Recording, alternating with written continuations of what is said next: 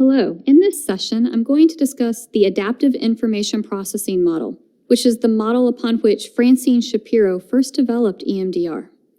This model proposes that we as human beings process information in the most adaptive way possible, keeping what's important and then discarding or de-emphasizing the rest.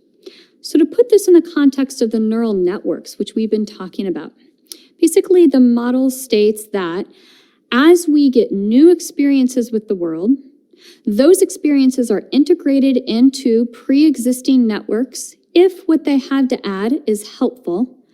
And if they don't have anything to add to helpful, then it's de-emphasized or discarded. So what this leads to over time is more nuanced and complex networks. So an example of this might be if you have a sibling. And when that sibling is first born, that network for the sibling is very small, and it's probably all love and positive emotions, and you're so excited for this new sibling. Maybe. I know it depends on the person. Sometimes, though, those initial feelings, as that sibling begins to get a little bit older and might start to frustrate you or annoy you, those feelings might actually shift. And so what gets integrated into this sibling network is kind of the negative information, that my little brother annoys me, that my little brother is taking attention away from me, or whatever it might be. And so then the network kind of becomes negative, maybe through certain parts of childhood.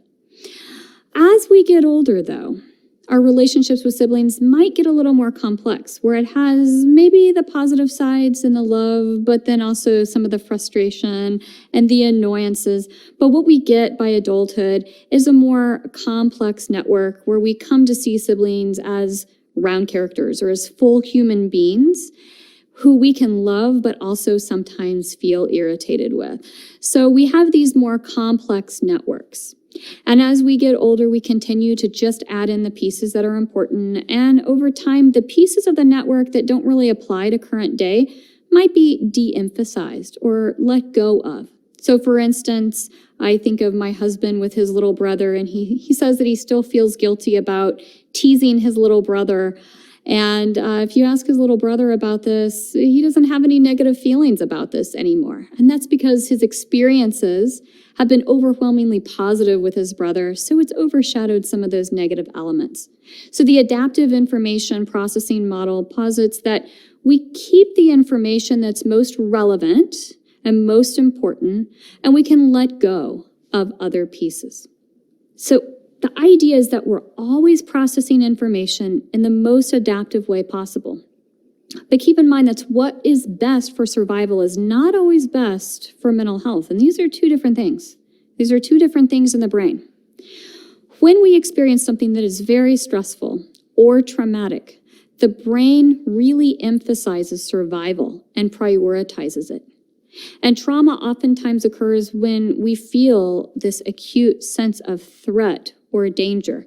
And it makes the brain process information adaptively in a sense, but really more for our survival than our mental health. So in a trauma network, what happens is it becomes less processed than a non-trauma network. It breaks off and it isolates. And as I described in a past session, what happens with these trauma networks is they become frozen in time and isolated away from other networks. Like there's a concrete wall around these networks, and it makes it so that no new information can get in. So it's impervious to new adaptive information. And this is supposed to be good for your survival. So if you were chased by a bear, we want to have that network for bears isolated, and it needs to be threatening no matter what, because a bear really could kill you. And if you're in a situation in your life where you're going to encounter maybe a lot of bears in life, it's totally adaptive for your survival to be uniformly scared of bears and also anything that might even resemble a bear. In a sense, this is adaptive processing. The thing is about PTSD, though, is that it's not so adaptive when we're living in a different context. So maybe in a context where bears are not always threatening, for instance, or maybe when we're not really encountering bears, or maybe there's something that tends to look like bears that's actually really benign. So in those situations, we want information processing to be adaptive, not really for survival, but for mental health. So here's the silver lining about the adaptive information processing model. The silver lining is that we're always moving or trying to move in the direction of health. That is our natural inclination. It's just that sometimes after trauma, that move is more in the direction of survival than it is mental health.